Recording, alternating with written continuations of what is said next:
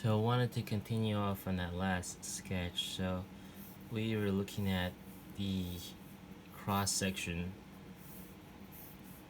and we were talking about where the rabbit cages were. One thing we also did was so you could raise up those cages. Say you want to just pull everything up, open up this whole space so that you can go down there and clean up. While it's up there too, we added a siding all around that level of the perimeter of the shed to act as a windbreak when for those there was some frigid window in the side, and we thought that hey, if it's up there, so the siding kind of goes around like so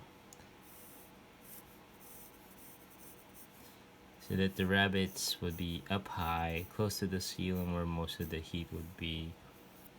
Windbreak would block out that harsh constant wind, and then during those really cold days there's also the option to, and this was the owner's pretty cool idea, to install thermal curtains.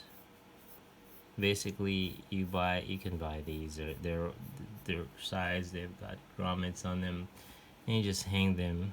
We added some details so that they could be hung temporarily, stored along certain posts, and then you just hook up a bottom line so that you guide the thermal curtain so it doesn't blow in the wind too much, and then you just pull and attach so that it's not a sealed greenhouse obviously, but it blocks out the harsh wind.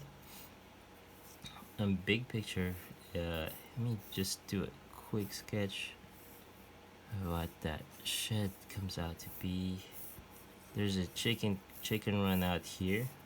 The chicken coop is, access to the chicken coop is under the shed, the enclosure of the shed roof. So you come in, you're standing here, you can harvest the nesting boxes on this side of you're shaded basically.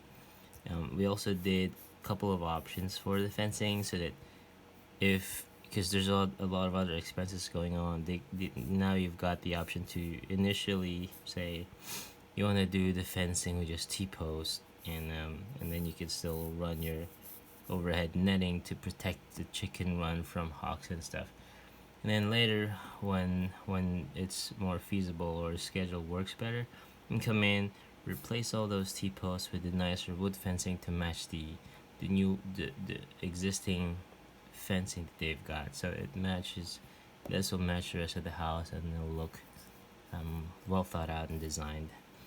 It was also a photo sensor light fixture all around the perimeter of the structure, so that when you're coming in from the main house, walking to your shed, and maybe it's too early in the morning, if there's no sun yet, you still have a good source of light, and then you can turn on the light switch when you get in there. But it'll help deter predators of all kinds, and it'll also help you get there. Hopefully be a pleasant experience walking in there early in the morning or late when the sun's down. He also did, I think this one was a 8-foot post, this one was maybe a 12-foot post, and most everything would fit in, because we're always talking about a functional aesthetic, and we want to be efficient with materials. So that plan was to have these kind of fit in one truckload of the Home Depot delivery, because the site's accessible to a Home Depot or Lowe's, but you want to be efficient because obviously they charge you for every delivery, and you don't want to waste all that energy on multiple loads. So I'll post a picture of the finished design and a quick look around different views of it, and we did it in a version of SketchUp just so that it's light and it can be easily shared. And I think it's got that nice functional aesthetic. It's not fancy, but it does look nice, and it's honest to its function. So I think that's important.